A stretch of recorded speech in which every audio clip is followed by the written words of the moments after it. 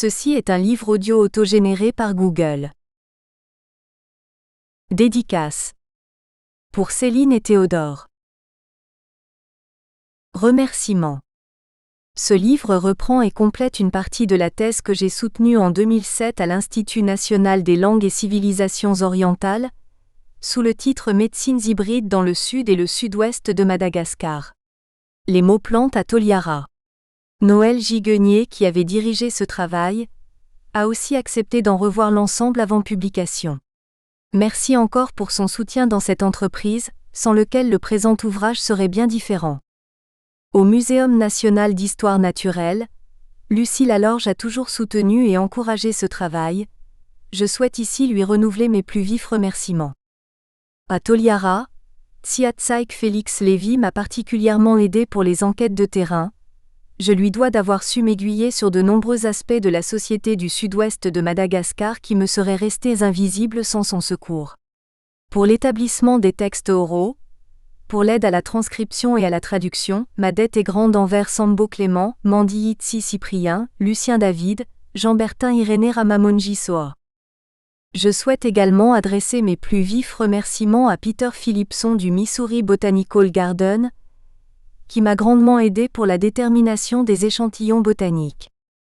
Les personnes qui m'ont aidé dans cette entreprise, soit directement pour la recherche à Madagascar, en France ou en Angleterre, soit indirectement pour avoir fourni les moyens matériels de ce travail sont nombreuses. Je souhaiterais les remercier ici. Je prie les personnes que j'aurais oubliées par inadvertance de bien vouloir m'excuser. Merci à Nick Allen, Claude Alibert, Jean-Germain Andrian Antenaina, Amadouba, Marcus Bank, Daniel Baron, Philippe Beaujard, Sophie Blanchy, Pierre Baudeux, Jacob Brady, Marc Breitman, Fredo et Muriel, Stuart Cable, Benoît Carré, Neil Carrier, Alain Changy, Thierry Desroins, Julien Dutan, Elisabeth Elliott, Pasco Fanokoa, Emmanuel et Fali Forou, Sarah Fay, David Gellner, Laura Gosset, Susanna Graham-Jones, Vanessa Grotti, Thomas Evermans, Stephen Harris, William Ossorn, Roger Joyot, Tara Kelly, Peter Kirby, Camille Lefebvre, Audrey Lestel, Johanna Lévy, Peter Laurie, Angèle Mambou, Miura Mampionina, Bienvenue Manantoa, Frédéric Manzari, Cicely Marshall, Gilles Middleton, Thomas et Johanna Mouzard, Peter Philipson, Josie Simone Rahajan Miarosu, Solo Raharinjana Hari, Farah Rajaona, Narivelo Rajaonari Manana, Jean-Aimé Rakoto Arizoa, France Rakoton Drenaib, Christian Rakoton Dramazi, Laurent-Marie Randriazipara, Philippe Razouanaïvo, Benoît Razolondratovo, Brigitte Rassoloniaina, Jeanne Ravaozolo, Laura Rival, Céline Rivière, Elisabeth Rossé, Samuel Sanchez, Ramon Saro, Karl Seigneux, Niall Smith, Catherine Swankut, Endrema et Oni Tsimilassa, Adolphe Tsimilassa, Hugh Turpin, Milly Velomila, Alex West, Stephen Wilson. J'aurai également ici une pensée pour ceux qui nous ont quittés. Armand Rakoto-Zafi, Jean-Noël Labatte, Pierre Vérin. Merci encore aux praticiens et utilisateurs de la médecine traditionnelle et aux habitants de Toliara, pour leur patience et leur amitié. Cette publication a pu se faire grâce à un financement européen Marie Curie qui a rendu l'invitation faite par Elisabeth Chou à l'ISCA, Université d'Oxford, possible entre 2010 et 2013. Toute erreur ou contresens éventuel ne sont dus qu'à moi, et reposent sur mon entière responsabilité. Convention de notation. Transcription du malgache.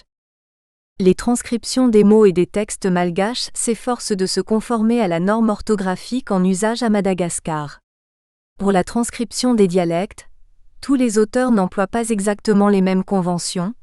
Je me suis efforcé de suivre les usages généralement admis par les malgachisants.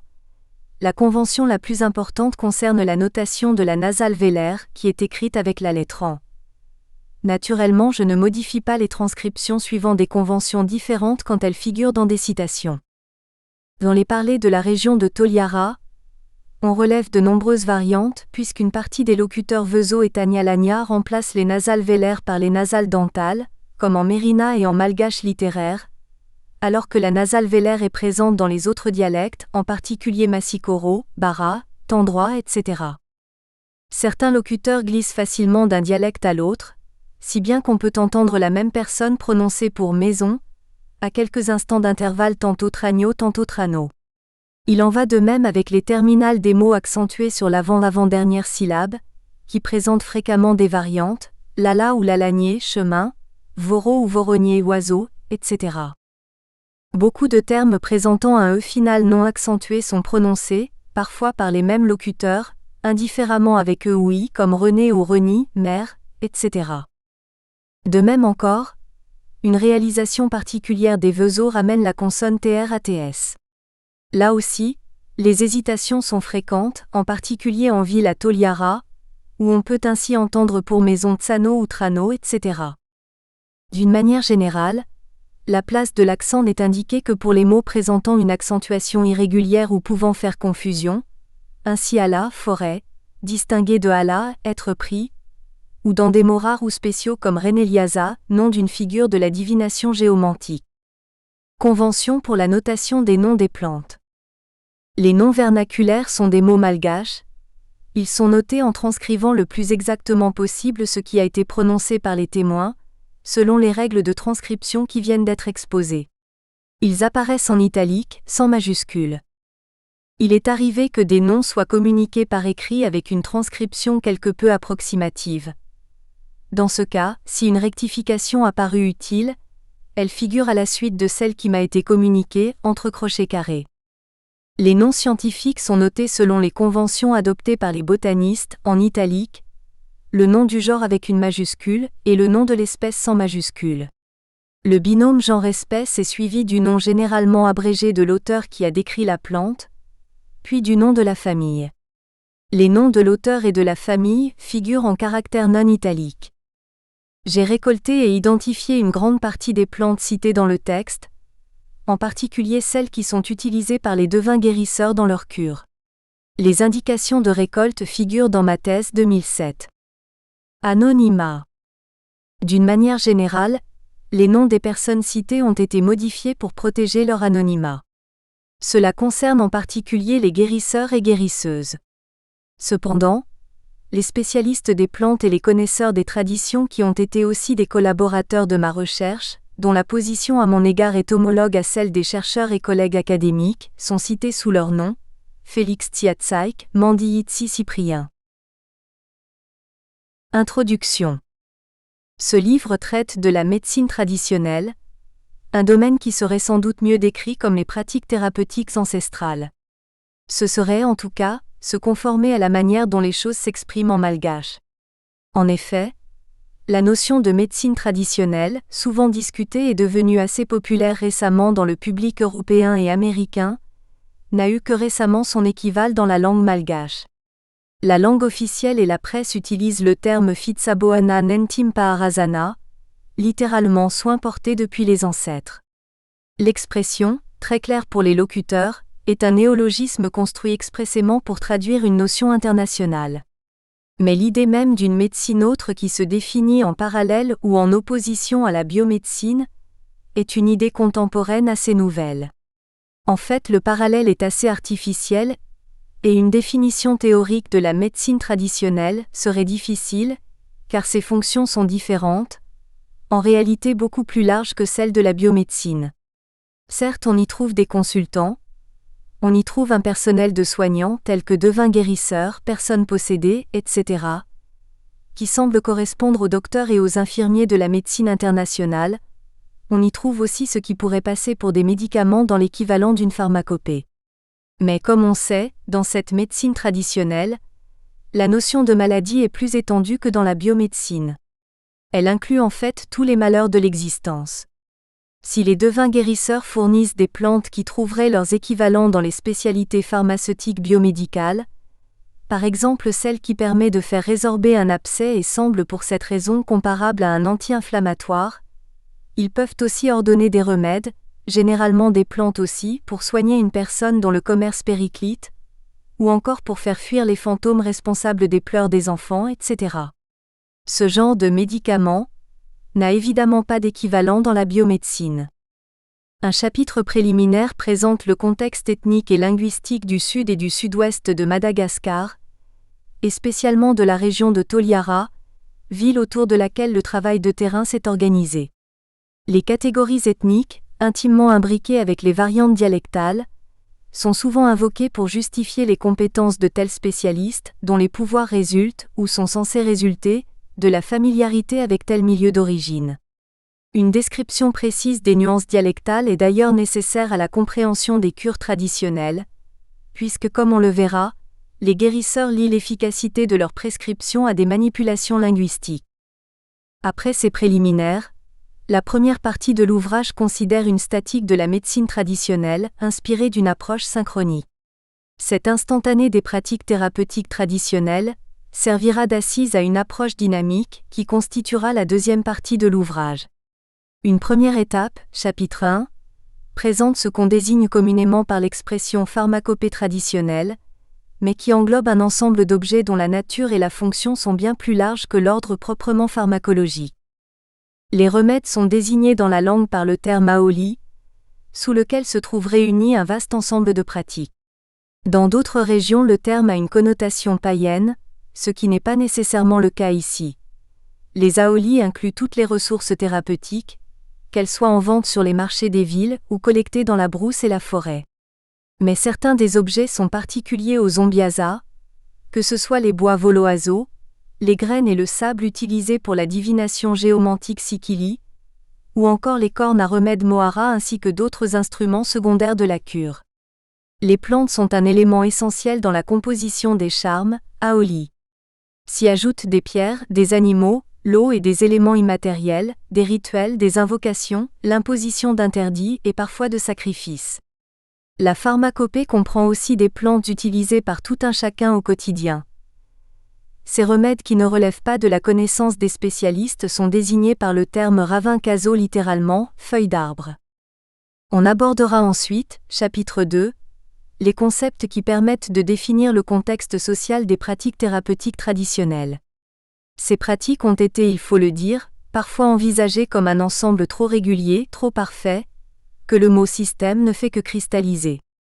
Cela conduira à discuter la définition et la pertinence des notions de nature et surnature, la fonction sociale du devin guérisseur ainsi que la typologie des différentes classes de thérapeutes.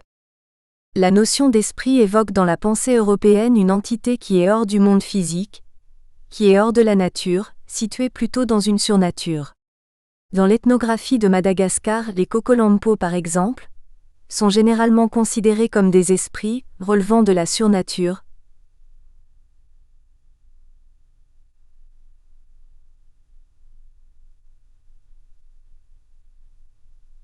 Tentant d'analyser les récits concernant ces êtres, on voit qu'ils sont décrits comme fort habiles, certes, et bien difficiles à apercevoir, mais pourtant appartenant au même monde que les humains avec lesquels ils interagissent.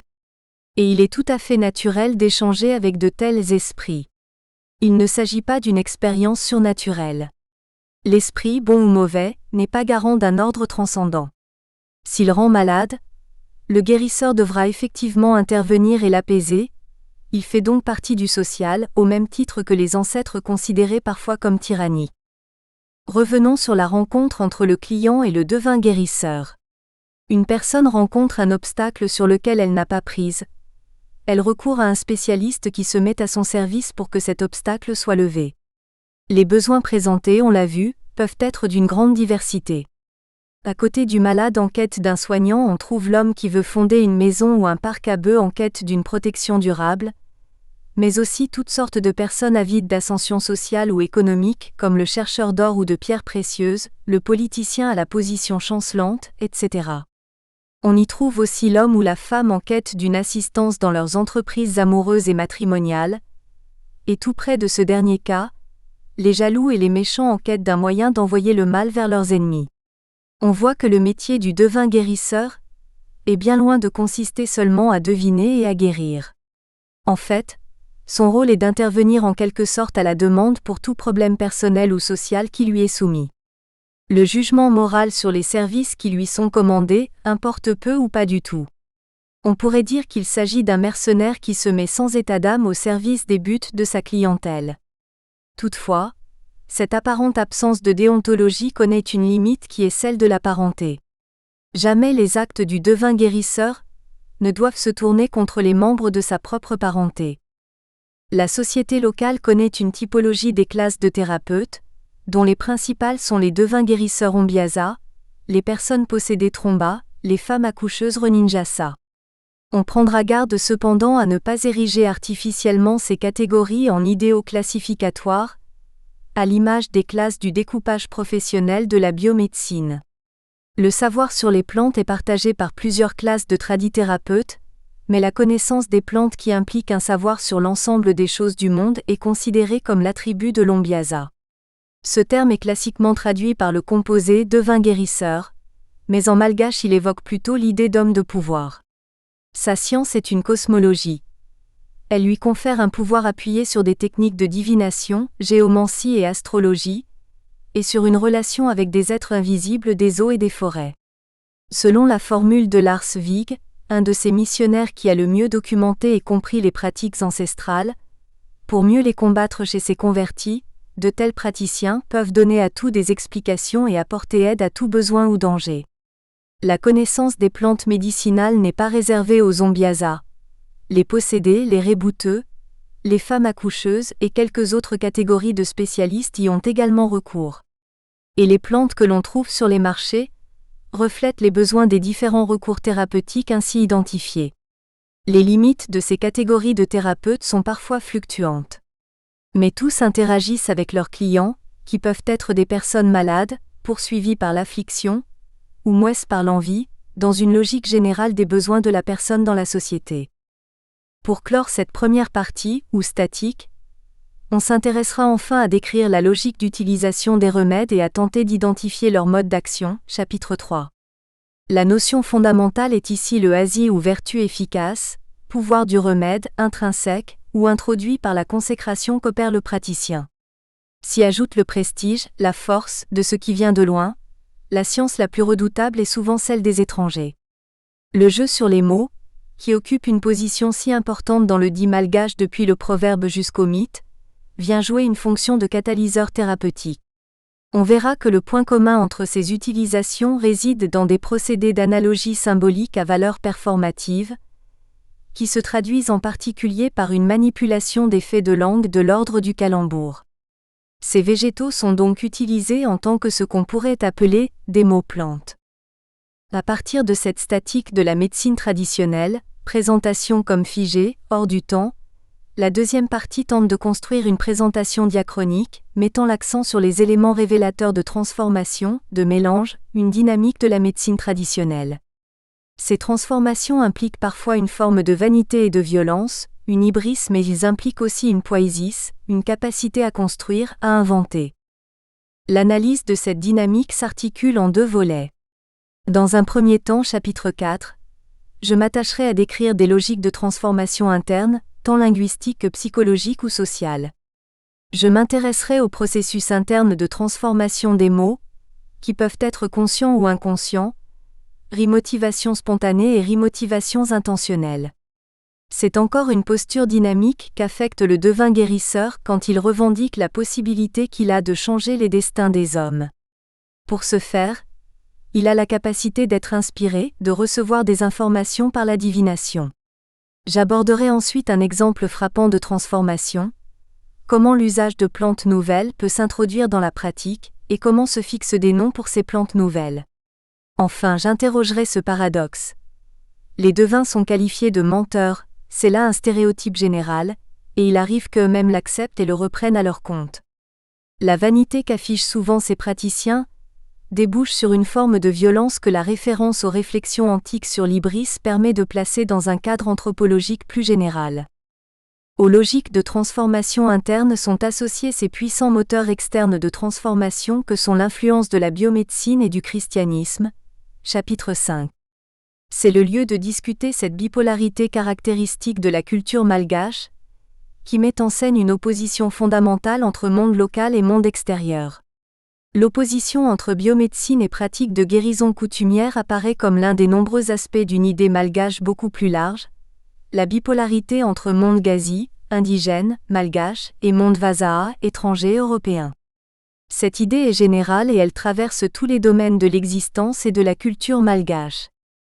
Cette bipolarité vécue par les gens repose sur un fondement historique, qui renvoie au contact avec les Européens depuis le XVIe siècle et plus récemment à la colonisation et à la dépendance continuée de Madagascar vis-à-vis de l'extérieur, mais elle touche bien d'autres domaines et atteint toutes les institutions.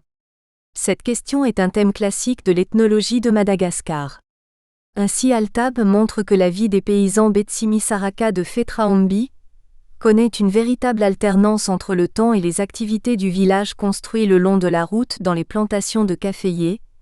C'est le monde Vazaa, et le moment de la culture du riz dans la forêt qui abrite les tombeaux, c'est le monde Gazi. Le monde Vazaa est celui du pouvoir resté, même après l'indépendance, colonial et oppressif. De son côté, Bloch décrit pour l'Imerina la manière dont cette opposition traverse tous les êtres. C'est vrai pour les hommes, qui sont Gazi ou Vazaa non pas nécessairement selon des critères ethniques ou nationaux, mais d'après une répartition sociale et éthique plaçant les travaux des champs et l'accomplissement des devoirs vis-à-vis de la parenté du côté Gazi, les connaissances techniques et l'habileté rusée du côté Vazaa. C'est vrai aussi des animaux et des plantes pour qui la distinction ne correspond pas toujours à une histoire d'introduction et d'acclimatation d'espèces d'origine étrangère. Parlant du pays Betsileo, Noiret développe la même idée en l'appliquant en particulier au domaine des rapports entre christianisme et culte des ancêtres. Il décrit un système dans lequel langage, rite, temps, tout est strictement séparé, sans contamination, et réparti en deux domaines distincts plus ou moins apparents selon les familles. Les deux registres restent parallèles, ou superposés. Dans la société Betsileo, Noiret voit des figures parfaitement symétriques. Dans le domaine de la santé, au Mpezikidi, devin et à Lombiasa, le guérisseur correspondent le Dokotera, infirmier, sage-femme ou médecin, et le Mompra, le prêtre qui bénit, exorcise et souvent soigne aussi. Comment en effet cette bipolarité s'accorde-t-elle avec la réappropriation de croyances et d'institutions d'origine étrangère ? Nous verrons que le domaine d'action du devin guérisseur assimile, malgré toutes les différences théoriques, des éléments issus de la biomédecine, en particulier dans le domaine des conceptions populaires des maladies. L'autre force de transformation à l'œuvre dans le champ des pratiques de guérison est l'influence des religions révélées, fort anciennes puisque plusieurs des techniques traditionnelles sont à l'origine des emprunts à l'islam, et que certains au moins des guérisseurs restent conscients de ce lien historique. Le mouvement de conversion au christianisme, quant à lui, n'a connu que récemment des succès sensibles dans la région sud et sud-ouest du pays. Mais son influence dépasse les milieux explicitement convertis. Beaucoup de notions chrétiennes sont passées dans la langue malgache moderne, dont la formation doit tant à la prédication chrétienne depuis le XIXe siècle. Elle se diffuse aujourd'hui jusque dans les conceptions des praticiens les plus délibérément païens. Médecine et christianisme déplacent ainsi la position sociale et morale de ces praticiens, guérisseurs Ombiasa et personnes possédées des esprits Tromba, chapitre 6. Préliminaire, le contexte ethnique et linguistique. Dans le sud et le sud-ouest de Madagascar, la médecine traditionnelle, comme bien d'autres aspects de l'existence, se transforme. Un lieu capital de ce changement est Toliara, ville principale de cette région, lieu d'échanges économiques et centre administratif, lieu de rencontres interculturelles ou affluent des gens venus de tout Madagascar, mais surtout du sud du pays. Les uns viennent s'installer de manière plus ou moins permanente, les autres sont simplement de passage, mais la ville représente bien la diversité des ethnies, des religions, des classes sociales et des métiers qui caractérisent cette société. La littérature sur Madagascar attribue généralement une place déterminante à la notion d'ethnie. La société est souvent présentée comme si elle était composée d'ethnies juxtaposées, disposant chacune d'un territoire déterminé. Cette présentation n'est pourtant pas unanimement acceptée, puisque certains soutiennent même qu'il n'y a pas d'ethnie distincte à Madagascar mais en réalité une seule ethnie. Leurs arguments peuvent paraître convaincants. Les principaux critères habituellement retenus de la différenciation ethnique que sont la langue et les institutions ne se vérifient pas. Les différences linguistiques se ramènent à l'existence de dialectes tous étroitement apparentés les uns aux autres, produisant une intercompréhension pratique à travers tout le pays. Quant aux institutions, elles connaissent certes des variantes importantes d'une région à l'autre, mais comme pour les dialectes, plutôt sous la forme d'un continuum de variations de proche en proche, rarement des distinctions tranchées entre ensembles régionaux cohérents. Un troisième critère généralement reconnu de l'ethnie est le territoire. Et précisément beaucoup d'ouvrages académiques sur Madagascar commencent par une carte localisant les ethnies, généralement séparées par des lignes nettes, des frontières. Mais ni le nombre de ces ethnies. Il circule un chiffre emblématique de 18, mais la liste n'est pas partout la même, ni leurs limites ne sont fermement établies. D'une carte à l'autre, on voit les frontières des ethnies se déplacer parfois de centaines de kilomètres. Indice certain que c'est la définition de l'ethnie comme entité régionale cohérente qui est inopérante. Figure 1. Comparaison des cartes ethniques de Deschamps et Mollet. Deschamps 1959, page 263. Légende 9, Sakalava Massikoro Vezo. 10, Massikoro SE, Betsileo. 11, Bara Betsileo. 12. 13, Antadroit Bara Tanosi Tanala SE. 14, Vezo et Tanalana. Mollet 1957, page 163. Légende PM, population mêlée. KRB, Karimbola. Bara Antezaka. TSK, Taisaka. Bara. La comparaison est particulièrement intéressante du fait de la grande connaissance que ces deux auteurs avaient de Madagascar. On peut noter les grandes différences des limites assignées à l'ethnie Bara et à l'ethnie Mahafali. Ces différences ne sont pas entièrement expliquées par le souci de Mollet d'indiquer comme vides, ou quasi-vides, les régions alors très faiblement peuplées. La localisation de l'ethnie Vezo mérite une attention particulière. Alors que Deschamps attribue à ce groupe des territoires partagés avec d'autres ethnies, Mollet a dessiné une frontière longeant exactement la côte et placé le nom de l'ethnie dans la mer, ce qui est assez juste, puisque le mode de vie des Vezo implique que leur territoire est constitué d'un chapelet de localités le long du rivage. Il n'est pas possible de reprendre dans ce livre la question pour Madagascar en général. Plus modestement, il s'agira de décrire les idées régnant dans la région de l'étude sur les groupes d'origine auxquels les gens s'identifient, ces groupes que les ethnologues appellent les ethnies. Le mot déparlé de la région correspondant à ethnie est Karasa. Ce nom renvoie à une catégorie pensée comme naturelle, puisque c'est le même terme qui permet de désigner les espèces de plantes, d'animaux, de choses. Les catégories ethniques pertinentes pour l'ethnologue, mais aussi pour l'administration, dans la vie politique locale, telles que Vezo, Massikoro, Tanyalania, Tandroit, Betsileo, Ambanyandro, etc., sont énoncées en réponse à la question Olo Karasa Inosao. Lit, cela est une personne de quelle espèce? La réponse pourrait être aussi ce que, de l'extérieur, on considérerait comme une catégorie de nationalité ou de race. Par exemple Vazaa, un Européen, Olo Mintir, un Noir. D'un autre côté, Karasa peut désigner des groupes plus restreints comme les groupes de descendants d'un ancêtre commun, qui seraient pour l'ethnologue des clans ou lignages. Le mot Karasa lui-même est apparenté à Rasa, qui dans les dialectes du sud et du sud-ouest a à la fois les sens de grand-père, grand-mère, ancêtre, et lignage. On est membre d'un Karasa par naissance, normalement celui du père, dans certains cas celui de la mère, et on n'imagine pas facilement que quelqu'un puisse changer de Karasa. Pourtant, beaucoup savent bien qu'il a été possible dans l'histoire récente de devenir Massikoro, ou Vezo, etc., puisque chaque clan Foko ou Rasa a une tradition d'origine le rattachant à son ancêtre fondateur, et que cette tradition est souvent une histoire de migration. Par exemple, il y a des Massikoro dont le nom de Rasa au sens de lignage est Tanyandro, c'est-à-dire gens du jour, entendre des pays déboisés sous le soleil, qui occupent les hautes terres du centre de Madagascar. Cela signifie que l'ancêtre fondateur était venu des hautes terres, de ce qui est maintenant le pays Betsileo et le pays Merina. Ces histoires d'origine des Rasa peuvent aussi invoquer des ancêtres venus du sud, de la côte est, etc. Lavondes a même relevé à Bekoropoka un Rasa dont le nom ancestral est Sénégali, parce que l'ancêtre fondateur était un militaire africain de l'armée française, un tirailleur sénégalais.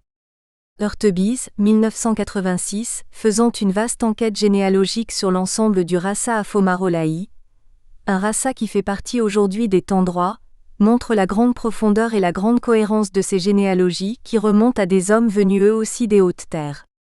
Ce sont cependant plutôt les anciens, spécialistes des généalogies, qui sont conscients de cette complexité. Pour le commun, l'appartenance à un Karasa est un donné évident. Les personnes que j'ai rencontrées à Toliara, spécialistes comme usagers de la médecine traditionnelle, sont d'origines diverses. Elles proviennent des différentes régions de Madagascar, mais en particulier du sud. les familles d'origine étrangère installées dans le pays depuis plusieurs générations, ce sont surtout les Karani, venus de l'Inde, sont toujours identifiés comme des étrangers. Cela ne les empêche pas d'être très au fait du système magico-religieux malgache et d'y recourir parfois. Les catégories ethniques auxquelles on se réfère à Toliara sont nombreuses, et on a vu qu'elles ne sont pas toujours nettement délimitées. Les plus fréquemment mentionnées sont Tandroa, Maafal, Tanyalania, Bara, Masikoro, Vezo, Sakalava, Ambanyandro et Betsileo. En ce qui concerne les étrangers, on parle de Vasaa, les Européens, mais le mot peut s'appliquer en un sens large à tout étranger, mais aussi de Karani, les Indiens, de Comoria, les Comoriens et de Sinoa, les Chinois. Certaines de ces catégories sont présentes de longue date dans la géographie ethnique de Madagascar. Ainsi, sur la carte dressée par Flacourt dans son Histoire de la Grande Île, 1661, une vaste zone du sud s'appelle le pays des Machikors. Plus à l'ouest figure le pays des Maafal. Tous les autres ethnonymes de notre liste sont absents de Flacourt. Plus significatif encore est le fait que le pays des Machikors de Flacourt ne correspond nullement à l'actuelle région Massikoro, qui figure sur sa carte comme un pays très fertile abandonné et ruiné par les guerres. Les Machikors de Flacourt correspondent géographiquement au nord de l'actuel pays des Tandroa, dont le sud était constitué par les Ampâtres et les Caramboles, et à une partie du Maafal actuel. On ne doit pas en déduire nécessairement que le déplacement du nom soit l'indice d'une migration de population. Les actuels Massikoro racontent bien des histoires de migration ancestrale, mais diverses selon les rassas. Les ancêtres sont venus, les uns du sud et de l'est, les autres du nord. Je considérerai plus en détail les relations entre les Massikoro et les Vezo, en raison de leur importance particulière dans la définition des relations interethniques dans la région de Toliara. L'ambiguïté des catégories de Massikoro et de Vezo vient de ce que ces termes peuvent être pris, parfois par les mêmes gens et dans la même conversation, soit comme des noms d'ethnie, soit comme les désignations de genre de vie. Une personne qui vient de se définir comme un vrai Massikoro peut tout aussi bien vous dire quelques instants après, dans notre coutume Sakalava. Jeanne Dina a montré dans sa thèse 1982 qu'à la fin du XIXe siècle, le mot Massikoro n'avait pas encore le sens d'une désignation géographique ou ethnique. Le pays s'appelait le royaume des Andrévola et les habitants étaient des Sakalava. Les représentations opposées sont bien décrites par Doulio il y a plus d'un siècle. Les mots de Vezo et de Massikoro ne servent pas à désigner deux races distinctes de Sakalava. Il n'y a entre eux que la même différence qui existe entre nos marins et nos paysans de Bretagne. Les Vezo, les marins sont en général plus calmes, plus sérieux, plus discrets que les Massikoro. Ils sont aussi plus propres et plus habiles à fabriquer des filets, des nasses, des pirogues. Les Massikoro ont des maisons plus grandes, plus solides, ils sont plus riches. Les notations de Doulio se retrouvent d'une manière frappante dans les stéréotypes des Vezo sur les Massikoro recueillis par Bernard Coquelin, 3/4 de siècle après. Citons quelques-uns de ces clichés que Coquelin range sous le titre « Le couvert humain » ou les incidences écologiques des contacts de groupe. Image du Massikoro. Mobilité nerveuse du Massikuru, qui toujours trépigne et semble impatient d'on ne sait quoi.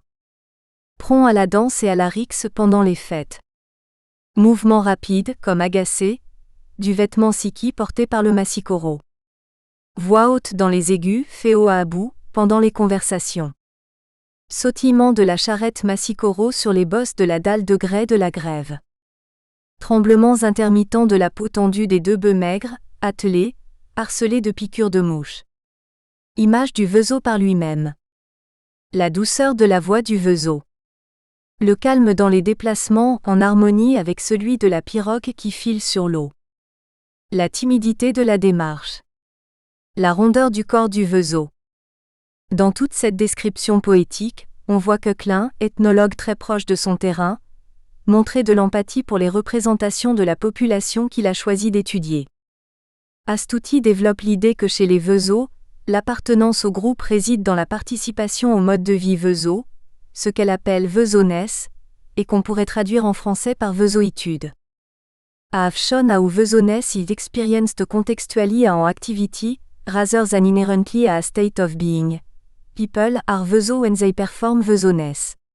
Vesones is an identity that binds people to the present, the only temporal dimension in which a person can be Veso by acting Veso. À Toliara, on peut voir un Français marcher pieds nus dans les rues. Quand on demande qui il est, on peut entendre « Fa Veso ie », il est Veso, il est devenu Veso, c'est-à-dire qu'il est Veso de cœur, il a adopté le mode de vie, en d'autres termes il est Veso ISE accent aigu. Pour Koechlin, si cette manière d'envisager l'ethnicité est juste, elle n'est pas forcément partagée par tous. Suivant la situation des communautés Veso, nous pouvons distinguer des formes abattardies de cet archétype, comme les Vesu à Mputek Veso sur vase, ce qui désigne les Veso établis sur substrat vaseux solidifié, à proximité de la mangrove ou encore à l'embouchure des fleuves. Pour certains, beaucoup de lignages sont qualifiés de Veso simplement parce qu'ils habitent en bordure de mer et s'adonnent à mi-temps à la pêche, ligne et filet.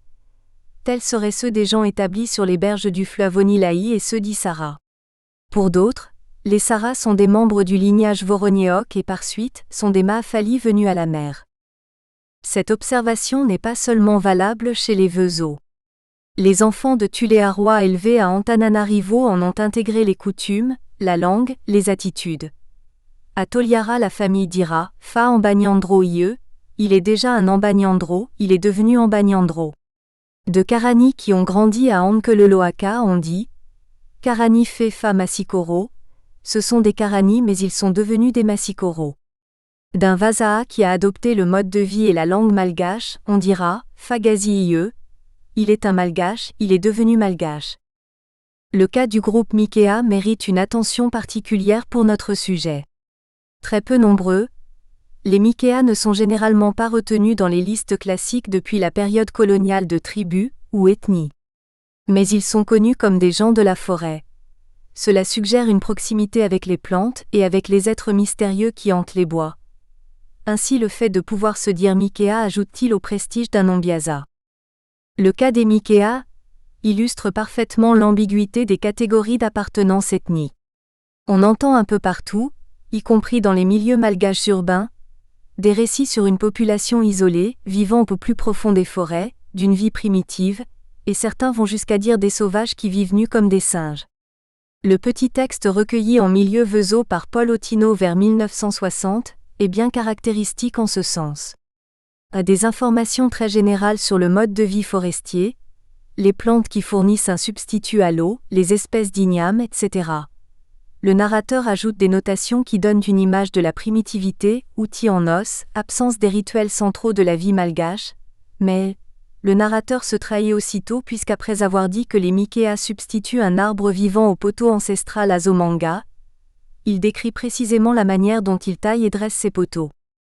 On peut rapprocher de ces stéréotypes rapportés par Otino, par exemple lorsqu'il dit que les Mikea TSY Manao font bandolo, ne font pas de cérémonie pour les morts, les récits que rapporte Rude selon lesquels les Mikea n'auraient pas de rite funéraire, ou encore qu'ils abandonneraient les vieillards dans la forêt, ou après leur mort leur corps serait dévoré par les bêtes sauvages.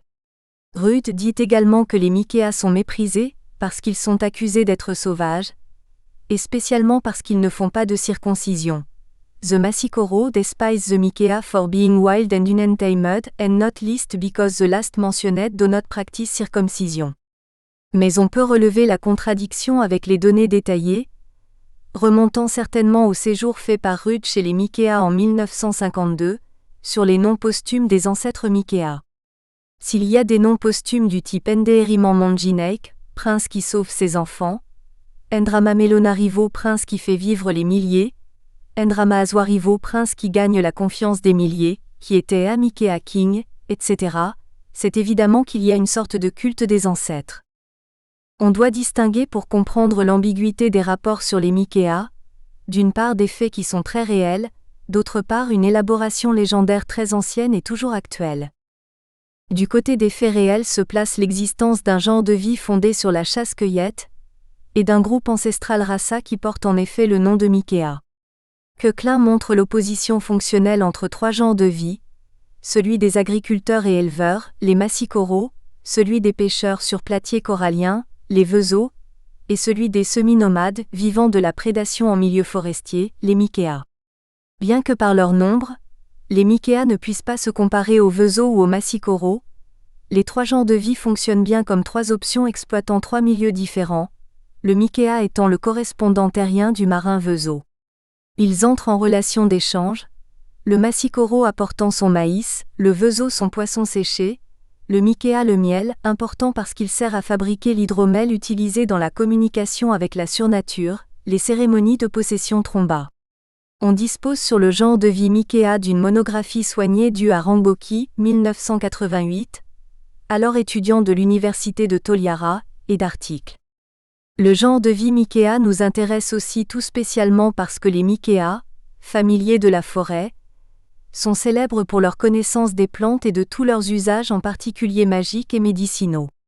C'est ainsi que les Mikéas ont la réputation d'être de puissants et redoutables Ombiasa. Ils ne font rien pour démentir cette réputation. Au contraire, les identités assignées par des catégories comme Veso ou Mikéa sont revendiquées. Pour être Ombiasa, l'identité Mikéa est un avantage supplémentaire. D'un autre côté, Mikéa est aussi le nom d'un rasa, c'est-à-dire d'un groupe ancestral qui fonctionne comme les autres groupes ancestraux Massicoro et qui a en particulier comme tous les rasas sa marque d'oreille de bœuf, ce qui suffit à montrer que dans ce cadre, Mikéa n'est plus lié au genre de vie de chasseur-cueilleur forestier. Rude explique ainsi comment, en quittant la forêt et en s'installant au cours du siècle précédent dans différents villages à l'est de leurs anciens campements, une partie des Mikéas ont abandonné le mode de vie de chasseur-cueilleur forestier. Devenant ainsi Massicoro, ils peuvent pourtant continuer à être désignés comme Mikéa, appellation qui devient un nom clanique. En face de ces faits accessibles à l'observation de l'ethnographe, Mikéa est aussi un thème de légende. Les Mikéas seraient une population partie se réfugier dans la forêt pour fuir les ethnies dominantes et guerrières. On parle également de population partie dans la forêt pour fuir la civilisation. Ces thèmes sont très anciens. Flacourt ne cite pas le mot Mikéa, mais il parle des Ompilampes ou Mpizé qui sont dans le dictionnaire de la langue de Madagascar des hommes sauvages et dans l'histoire de la Grande Île des voleurs dans les bois. Dans son avant-propos à l'histoire de la Grande Île, il rapporte la description suivante. Il y a en plusieurs endroits des hommes vraiment sauvages que l'on nomme Mpizé, qui ont femmes et enfants, qui laissent croître leurs poils, leur barbe et leurs cheveux, et vont tout nus et se contentent d'une feuille de balisier pour couvrir leur nudité. Ils vivent dans les bois les plus épais et les moins fréquentés, fuyent la conversation des autres nègres, vivent de pêche, de chasse, de fruits et de racines qu'ils treuvent dans les bois, de miel sauvage comme aussi de sauterelles ou locustes. L'idée d'une population malgache primitive, assimilée à des sortes de pygmées, a été évoquée à plusieurs reprises depuis Commerson au XVIIIe siècle, et discutée jusqu'au XXe siècle en particulier par le médecin érudit Fontoinon. Coquelin a encore entendu assimiler les Mikéas à des êtres fantomatiques, et employer à leur propos le radical lampi ou lampo, établissant le lien avec les cocolampo, êtres invisibles qui se dissimulent dans la nature, avec les lampiasso, des personnes qui vivent dans la forêt et qui pour se cacher se collent aux arbres. Et avec les lampicaso, une espèce d'insecte qui se colle aux arbres.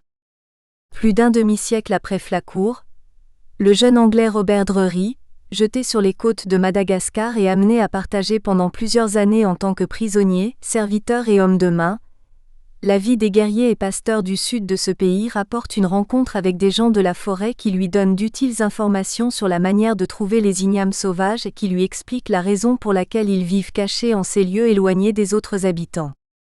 Nous qui ne voulons pas quitter notre pays natal, sommes nombreux à être obligés de nous enfuir dans ces forêts et endroits isolés pour être en sécurité, nous contentant de ce que le pays produit naturellement, comme vous le voyez, car nous n'osons pas planter ni élever du bétail de peur d'être surpris. Ces récits gardent-ils la trace de faits historiques réels ? On peut se le demander. Il est frappant de voir qu'ils peuvent être associés à des époques très différentes. Certains disent aujourd'hui que c'est pour fuir les Vasaa au moment de la colonisation, ou d'autres au moment de la répression de l'insurrection de 1947, que les Mikéas seraient entrés dans la forêt. Il ne faut pas nier que la vie en forêt puisse être un refuge. Mais on doit considérer aussi que ce mode de vie nécessite une justification d'urgence, car c'est un mode de vie perçu comme peu digne, considéré comme honteux. Si la forêt a effectivement abrité des hommes qui ont fui des formes de pouvoir insupportables, il n'est pas certain qu'un lien existe véritablement entre les habitants actuels des forêts et ces fuyards. La figure du Mikea comme réfugié dans la forêt est présente jusqu'à aujourd'hui dans la tradition Masikoro elle-même. On en trouve la trace dans une tradition transmise dans une famille d'Ombiasa. L'histoire se rapporte à une espèce d'arbre, le rekri, dont le nom est rattaché par les Ombiasa au radical eri, tourné sur soi-même. Ce bois est un puissant charme fitanambola, un retient-parole. Il permet d'annuler les effets d'une plainte ou d'une affaire qu'on a avec le vasaa, c'est-à-dire, comme nous le savons, avec toute espèce de pouvoir, les bureaux, la justice, etc. Le récit raconte qu'à l'époque coloniale, Tanim Bazaa, les Blancs voulaient voir la figure des Mikea, Taonaitani Taruinini Mikea. Mais ils n'ont fait que tourner en rond, ni Urinkri Avao, parce que les Mikea avaient usé de ce charme. Ceux des Vasaa qui sont entrés alors dans la forêt ont été transformés en baobab, Nanzari Zeda. C'est pourquoi il y a encore quelque part entre Andravitsaso et Soahazo un endroit qui s'appelle Anjabazaa, au baobab des Blancs, ou Anjavazaa, au baobab qui est un blanc.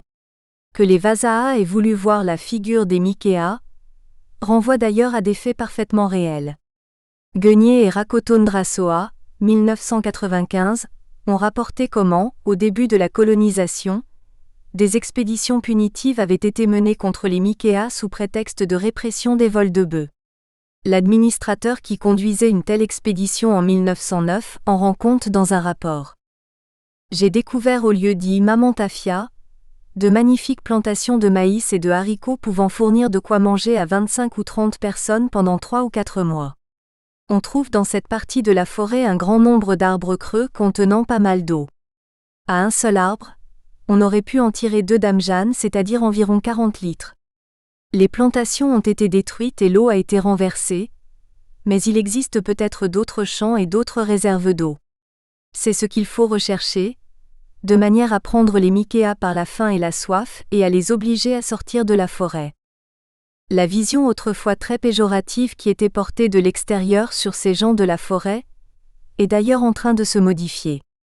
Des programmes de recherche d'orientation anthropologique et aussi génétique ont renouvelé l'intérêt pour les Mikea, ainsi que l'intérêt des visiteurs étrangers pour une vie plus proche de la nature et pour la médecine par les plantes.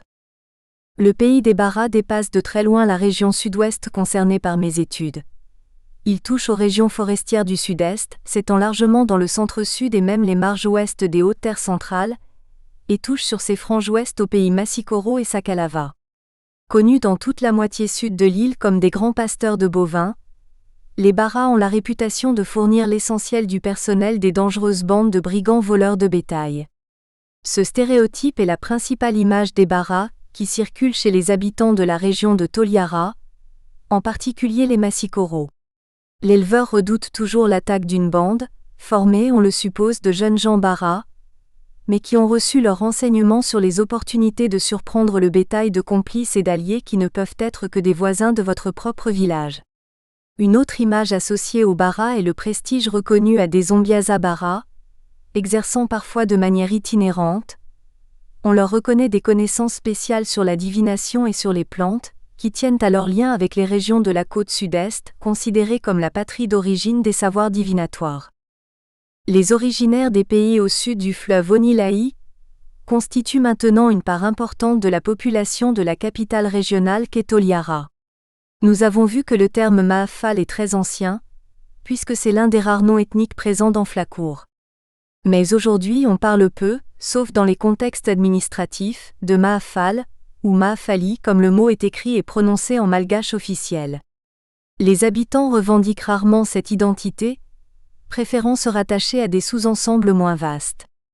Un ethnologue a même consacré un article à démontrer paradoxalement l'inexistence de cette catégorie dans les représentations de ceux que la géographie officielle de Madagascar appelle les Maafali.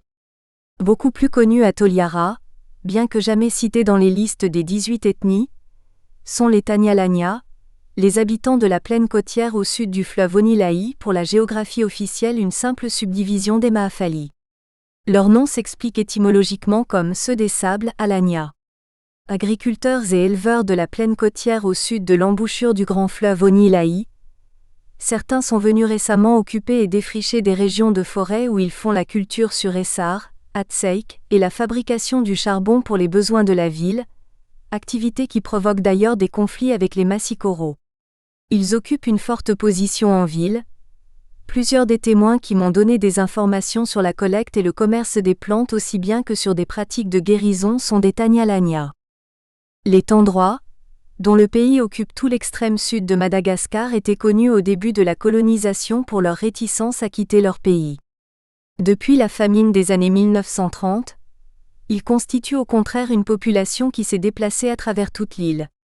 Dans la ville de Toliara, le métier de tireur de pousse-pousse, souvent associé à celui de gardien de maison, est pratiquement une spécialisation ethnique des Tendrois permettant une circulation permanente entre la ville, lieu d'acquisition d'un petit capital, et la brousse où ce capital est investi dans les activités coutumières, en particulier l'accomplissement des obligations funéraires. Les Karembola, dont on a vu le nom déjà cité sous les graphies Karambol, Karamboul par Flacourt, 1661, carte et pp 34 et suivantes, occupent vis-à-vis des Tendrois une position comparable à celle des Tanyalanya vis-à-vis des Maafal. La géographie tend à en faire une subdivision des Tendrois mais ils se considèrent comme un groupe différent par leurs coutumes. Le terme Mérina, qui désigne l'ethnie de la région centrale des Hautes-Terres, n'est pas, lui non plus, d'usage courant dans la région. Le mot employé ici est Tambanyandro, sous le jour, qui englobe tous les habitants originaires des Hautes-Terres, Mérina comme Betsileo. Le mot peut être péjoratif en fonction du contexte et des personnes en présence de qui il est employé. Le stéréotype le plus courant représente les Mérina comme occupant des fonctions élevées dans l'administration ou des professions libérales. Cela correspond à la réalité de la position historique de l'Imérina dans le domaine de la scolarisation, ébauchée à l'époque précoloniale, et poursuivie continuellement pendant l'époque coloniale malgré l'affirmation d'une politique des races qui prétendait compenser le retard des autres régions. Le stéréotype ne doit pas cacher que beaucoup de migrants Mérina occupent en fait des positions très modestes, par exemple de petits commerçants. Un petit métier qui concerne les usages des plantes constitue une quasi-spécialité Mérina. Ce sont les marchands ambulants de Manguidi. Il s'agit d'une préparation à base de plantes au goût très amer, d'où le nom qui veut simplement dire amer en Mérina. La boisson est vendue au gobelet dans les rues, sur les marchés. On dit que la recette est à base de tsompia, mais d'autres disent que les marchands de Manguidi ont leur petit secret et combinent plusieurs plantes. On verra que l'amertume est considérée comme un signe d'efficacité des remèdes, en particulier contre la fièvre et les maux de ventre. Passons maintenant aux catégories ethniques appliquées aux étrangers. Vazaha est bien plus qu'un terme ethnique. Dans certaines de ses acceptions, il est clairement un ethnonyme. Il s'applique au propre aux personnes de type physique européen, qui pour les Malgaches ne sont pas vraiment blanches, foti, mais en fait plutôt rouges, mena. Le synonyme Garamasso signifie littéralement qui a les yeux clairs. C'est un trait emblématique de l'européen au point que beaucoup prétendent, contre toute évidence, que les vrais Vazaha ont tous les yeux clairs ou peut-être bleus. Assez brun, l'auteur de ces lignes a été plus d'une fois interrogé. Est-ce que tu ne serais pas métisse, tu n'es pas Sari Karani ? La notion de Sari Karani s'analyse littéralement, image d'Indien. Elle se rapporte à quelqu'un qui ressemble à un Indien mais qui n'en est pas vraiment un, comme un métis d'Indien. Cette notion nous intéresse puisqu'elle figure dans plusieurs noms de plantes, par exemple Saribel, qui est une liane ressemblant de près à la patate douce belée. En un sens plus restreint, le vrai Vazaha est le français puisqu'on dit pour la langue française, parler Vazaha, mivolam Bazaha, ce qui n'est pas la même chose que de parler anglais ou norvégien. En un sens plus large, les étrangers sont des Vazaha. Il y a toutefois des distinctions. Ainsi les Français créoles des Antilles par exemple sont des Vazaha Maritinaïques, mais les Sénégalais sont des Sénégalis ou des Olomintis personnes noires. En un sens plus général encore, le Vazaha représente le pouvoir et aussi l'instruction, le monde technique. Nous nous trouvons ici ramenés à la discussion classique sur la bipolarité de la société malgache. Nous verrons que ces conceptions touchent particulièrement le domaine de la maladie et de la guérison, puisque l'art du médecin qui répare les corps fait précisément partie de la définition de la science du Vazaha. Mais ce qui définit d'abord le Vazaha, c'est le pouvoir de commander, de juger. Dans les parlers de la région de Toliara, Si une affaire n'a pas pu être réglée à la manière Ghazi, c'est-à-dire par les procédures de la parenté et de la coutume, on dit qu'on l'a conduit chez le blanc, l'étranger. Andesi Ambazaa, ce qui veut dire simplement au commissariat de police, chez les gendarmes ou au tribunal. La distinction est la même quand, dans un cas désespéré, le médecin de l'hôpital renvoie le malade et conseille à la famille d'essayer à tout hasard les soins des devins guérisseurs, des possédés ou des tisaniers. Il dit alors « Ataovita Agazi, faites le malgache, faites-le à la malgache ». Ce pouvoir du blanc a aussi de longue date à Madagascar son volet maléfique. C'est la figure des preneurs de cœur, Mpaka Efo, des preneurs de sang Mpakara, des preneurs de foi MP Angalek ATE, etc., qui sont connus au moins depuis le XIXe siècle. Les souvenirs de Savaron se rapportant aux années 1885 à 1898 donnent les détails de l'une des premières affaires de ce genre. Lucie Ajaros interprète de manière convaincante ce mythe comme représentant les relations entre colonisateurs et colonisés, pensées en termes de race et de classe sociale. Ces représentations éclairent les nombreuses affaires récentes dans plusieurs régions de Madagascar et en particulier de celle de Toliara, autour des thèmes du trafic d'organes et des vols d'ossements dans les tombeaux. Des actions criminelles qui paraissent parfaitement réelles sont ainsi régulièrement interprétées par la rumeur comme les conséquences de trafic visant à approvisionner de mystérieux commanditaires Vasaa en produits ou en substances qui doivent servir à la médecine des Blancs quand il s'agit des organes, ou à l'industrie cosmétique quand il s'agit des os. Récemment, le bruit a couru dans la région de Toliara qu'un étranger fabriquait des êtres hybrides entre chiens et hommes. Karani est le nom qu'on donne aux descendants des immigrants venus, pour la plupart du temps de la colonisation, pour certains aux temps précoloniaux, de l'ancien empire des Indes, aujourd'hui l'Inde et le Pakistan. C'est une identité externe, donnée par les Malgaches. Les Karani appartiennent à plusieurs communautés séparées par des différences religieuses. La plupart sont musulmans, bien qu'il existe une petite minorité hindouiste. Parmi les musulmans, on distingue 3 communautés chiites, les Khoja, les Bohra et les disciples de l'Aga Khan. Il y a aussi quelques Indiens musulmans sunnites. Mais toutes ces différences n'intéressent guère les Malgaches qui regroupent tous les Indiens sous le terme de Karani, en Merina Karana. Les Karani sont pratiquement tous commerçants ou transporteurs, et malgré leur petit nombre ils tiennent souvent en particulier à Toliara, une place dominante dans le commerce local. D'une manière générale, les Karani ne sont pas aimés. On leur reproche d'être refermés sur leur communauté, de refuser les alliances matrimoniales avec les Malgaches, et le fait qu'ils usent entre eux d'une langue indienne, le Gujarati, est considéré comme un symbole de leur isolement. De graves émeutes, à Toliara le 6 mars 1986, ont été marquées par le pillage et l'incendie systématique des commerces indiens, ce qui n'a pas empêché l'économie commerciale de reprendre peu à peu son cours habituel. Une petite communauté de Comoriens, Comoria, est présente depuis longtemps à Toliara où ils ont fondé la première mosquée sunnite, qu'on appelle encore l'Agilizi NY Comoria, l'église des Comoriens. La communauté a été récemment renforcée par l'arrivée d'étudiants comoriens, qui fréquentent l'université de Toliara. Mais dans le milieu malgache, les Comoriens sont surtout connus pour les redoutables pouvoirs qu'on prête à leurs devins guérisseurs. Ils pratiquent le badri, qui consiste à utiliser la lecture de textes musulmans en arabe comme imprécation pour régler des problèmes de vol. La menace est faite que si le voleur ne rend pas l'objet, il lui arrivera malheur. Une fois que le badri est lancé, on croit qu'il n'y a pas de moyen de l'arrêter même si le responsable de la disparition de l'objet se révèle être un membre de la famille, par exemple un enfant, et cela cause une véritable terreur. Pour les Malgaches, cette magie qui vient contrecarrer les valeurs de la parenté est par nature immorale. Décrivant ces situations, Coquelin écrit que les devins guérisseurs comoriens sont vus par les Vezo comme des sortes de tueurs à gages. J'aurais à montrer qu'à vrai dire le devin guérisseur, indépendamment de son origine, peut fonctionner comme une sorte de mercenaire. Les techniques des guérisseurs comoriens font usage de l'écrit. Ils peuvent rédiger des charmes contenant des textes en arabe, considérés comme très puissants. En ce sens, leurs pouvoirs ont une parenté avec ceux des spécialistes malgaches de la côte sud-est, qui disposent aussi de textes manuscrits, les sorabes. La discussion des variétés de la langue est plus ou moins liée à la question des ethnies puisque bien souvent, on appelle les noms de dialectes presque systématiquement par des noms ethniques. L'idée que l'ethnie et la variété de langue doivent être la même chose est implicite dans le fait que pour désigner les variétés de la langue, on n'a presque aucun autre terme que le terme ethnie. On dit parler Vezo, parler Massikoro. La manière dont la langue est désignée suggère une adéquation avec l'ethnie dont nous allons voir qu'elle n'est pas toujours vérifiée. L'un des traits les plus frappants de la situation linguistique à Madagascar, surtout si on la compare à celle de beaucoup de pays d'Afrique, est sa grande unité.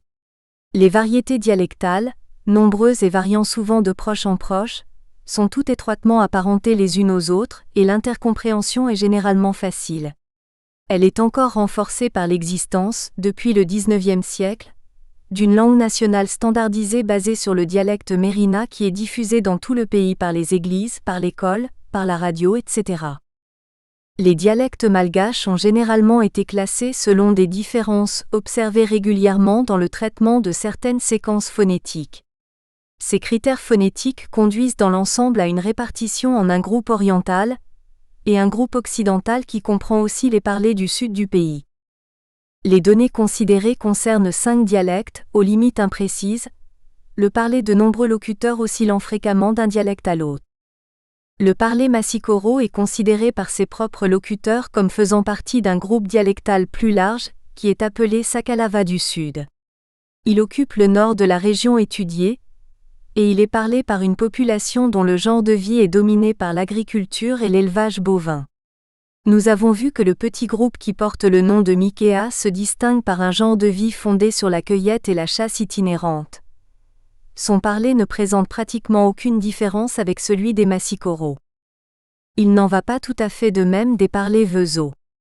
Le nom de Vezo, qui est considéré, on l'a vu, tantôt comme un ethnonyme, tantôt comme la simple définition d'un genre de vie, est donné à des communautés dont l'activité traditionnelle était la pêche maritime semi-nomade, mais dont beaucoup sont aujourd'hui sédentarisés. Les Vezo occupent un chapelet de villages et maintenant de quartiers de ville, situés en bord de mer. Leur parler les distingue généralement, en particulier par des différences phonétiques, des agriculteurs voisins qui occupent les villages de l'intérieur. Ces parlers Vezo ne constituent cependant pas une seule unité dialectale, certains se présentant comme une variété du Sakalava du Sud, d'autres Vezo-Sara se rapprochant plutôt du Mahafal. Autrement dit, les différents parlers Vezo sont bien plus différents entre eux qu'ils ne le sont avec les parlers qui localement sont plus proches. Dire « nous parlons Vezo » ne décrit pas forcément une réalité proprement linguistique, mais plutôt un sentiment d'appartenance. Le parler des Tanyalania est devenu avec les déplacements récents de population l'un des principaux dialectes parlés dans la capitale régionale de Toliara. On a vu qu'il est souvent considéré comme une subdivision du Mahafal. Les dialectes Mahafal et Tandrois sont parlés respectivement dans la partie ouest et la partie est de la région semi-aride, à l'économie traditionnelle dominée par l'élevage qui occupe tout le sud de Madagascar. Ils partagent avec les Tanyalania de la zone côtière et avec les groupes Vezo du sud un trait phonétique particulier, la présence d'une occlusive glottale qui les fait facilement reconnaître. Ils sont eux-mêmes diversifiés localement, et on attribue parfois une position intermédiaire au groupe Karembola situé géographiquement à leur jonction. Au contact de la zone étudiée se trouvent aussi les parlers Bara qui occupent une grande part du centre-sud de Madagascar, et Tanosi dont la répartition concerne le sud-est de l'île et aussi une partie de la vallée du fleuve Onilaï à la suite des migrations du XIXe siècle. Figure 2. Principaux dialectes du sud et du sud-ouest de Madagascar. Carte reprise de Lefebvre 2009. Partie I. Statique. Une ethnographie des REMEDES et des GUERISSEURS. Comme annoncé, cette première partie envisagera l'ethnographie des remèdes et des guérisseurs en adoptant un point de vue statique. Il ne s'agit pas seulement de la démarche méthodologique courante, présenter une vue synchronique des faits avant d'en envisager les transformations dans une perspective diachronique. Le choix répond aussi plus profondément à la conception même des acteurs, qui pensent et affirment souvent de manière véhémente qu'ils ont reçu une tradition remontant à la nuit des temps, stable, permanente, et qu'il est de leur devoir de descendants de conserver ce legs des ancêtres. Chapitre 1. La pharmacopée de Toliara. L'inventaire des pharmacopées traditionnelles est de longue date une activité reconnue des observateurs européens des sociétés exotiques. Dans le cas de Madagascar, les premières descriptions fouillées se trouvent chez Flacourt qui consacre son chapitre 36, l'un des plus gros chapitres de son ouvrage, à l'inventaire des plantes. Plus tard, quand apparaissent les personnages du médecin, du colon puis du chercheur ethnographe, ces recherches continuent et s'intensifient. Mais dans la tradition malgache, peut-on parler de pharmacopée ? La réponse à cette question suppose un examen attentif de la notion de médicament. Les mots malgaches qui sont généralement traduits par médicament, remède, sont, selon les contextes, aoli, odi et fanafoli, fanafodi. Ces deux mots sont en relation étymologique. Sans entrer dans les discussions techniques des philologues, on retiendra que le deuxième a été interprété comme signifiant ce qui permet de redresser les effets d'un remède maléfique. Pour ceux qui suivent cette définition, le mot aoli signifie donc remède maléfique, tandis que fanafoli signifie antidote contre poison. Cette distinction ne rend pourtant pas compte dans la réalité des nuances d'emploi des deux mots, qui s'appliquent tous deux à différentes sortes de remèdes.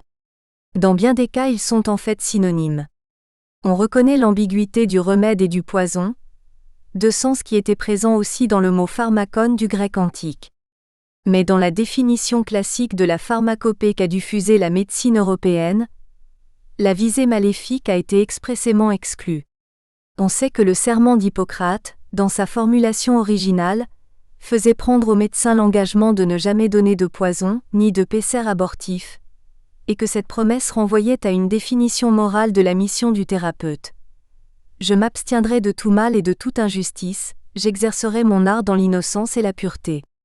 On verra plus loin que dans la définition que les praticiens Ambiasa du sud-ouest malgache donnent eux-mêmes de leur action, la revendication de l'innocence n'est pas présente, page 70.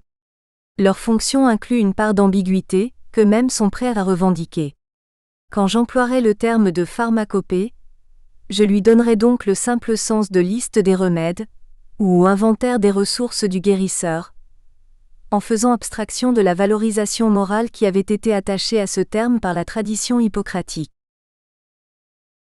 1. Les étals sur les marchés. On peut considérer les étals des marchands de remèdes comme une représentation de la pharmacopée locale. On trouve de tels étals sur les marchés ou le long des rues dans toutes les villes importantes de Madagascar. Les chercheurs les ont parfois utilisés comme une ressource documentaire sur la médecine traditionnelle. Sur les marchés de la ville de Toliara, on rencontre différents types de drogues végétales vendues pour la confection de remèdes. Ce sont principalement les morceaux de bois, les herbes, les écorces ou encore parfois les racines. Le chercheur peut reconnaître parmi les vendeurs 3 catégories. D'abord ceux qui fournissent exclusivement les devins guérisseurs Ambiasa en leur vendant les morceaux de bois et autres éléments appropriés dont ils ont besoin. Ensuite ceux on pourrait appeler des tisaniers, spécialistes des plantes entrant dans la composition de remèdes qui sont présentés comme détachés des pratiques des Ambiasa. Et en troisième lieu, les vendeurs en quelque sorte généralistes, qui offrent aux clients aussi bien les remèdes utilisés par tout un chacun dans la vie quotidienne que ceux qui sont la spécialité des Ambiasa. On doit remarquer que les marchands de la deuxième catégorie se définissent donc finalement, négativement, par rapport aux pratiques des Ambiasa. L'existence de cette deuxième catégorie est en relation avec les jugements portés au nom du christianisme sur l'usage des remèdes végétaux. Le discernement que les églises proposent à leurs fidèles consiste à accepter les remèdes, à condition que leur emploi ne soit associé à aucune superstition, aucun soupçon de culte des idoles, aucune invocation magique. En excluant ouvertement de leur pratique les ordonnances des Ambiasa, ces vendeurs rendent leur service compatible avec un comportement de bon chrétien. Cela peut intervenir dans la situation d'enquête.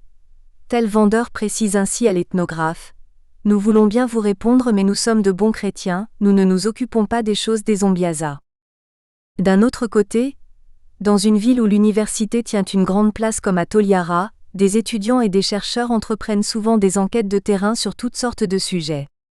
Les vendeurs de plantes y sont habitués. Nous en avons assez des étudiants qui viennent constamment nous importuner, nous n'avons pas le temps. Mais cela participe aussi certainement à un sentiment de valorisation de cette activité et les conforte dans leur pratique. Leur activité a été considérée avec méfiance, au mieux avec condescendance par les milieux chrétiens et instruits. Aujourd'hui, si les étudiants, les chercheurs de l'université fréquentent leurs étals, cela ne peut que rehausser leur réputation. La distinction qu'enseignent les églises entre pratiques curatives licites et superstitions condamnables fait penser à l'opposition classique entre médecine et magie. Ainsi, l'observateur étranger, armé de sa distinction entre naturel et surnaturel, dont nous aurons à voir combien son application aux réalités de la société malgache est contestable, classera dans magie ou sorcellerie ce qui fait référence au surnaturel.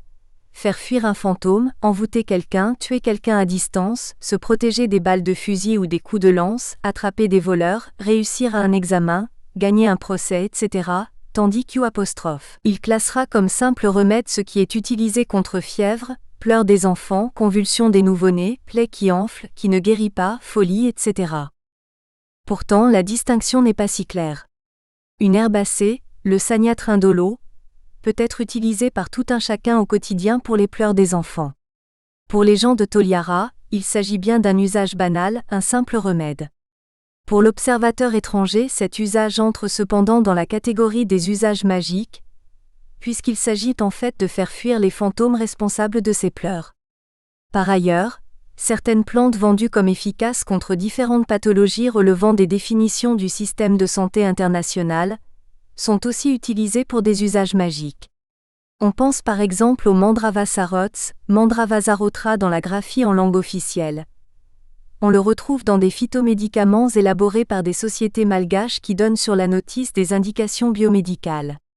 Cette plante est utilisée par les Zombiasa pour détruire, démolir, dissoudre Mandrava des difficultés, des problèmes, sarots divers qui sont de l'ordre de la sorcellerie. Une différence intéressante dans la posologie est à noter. Pour ces usages magiques, la charge symbolique est ici la plus importante. L'Ombiasa prescrit en ce cas le Mandrava sarots en quantité souvent infime sous la forme de râpures de morceaux de bois sec. A l'inverse, dans la préparation de type pharmaceutique occidental. Nous espérons que vous avez apprécié cet aperçu. Pour continuer à écouter ce livre audio sur Google Play Livres, utilisez le lien dans la description de la vidéo.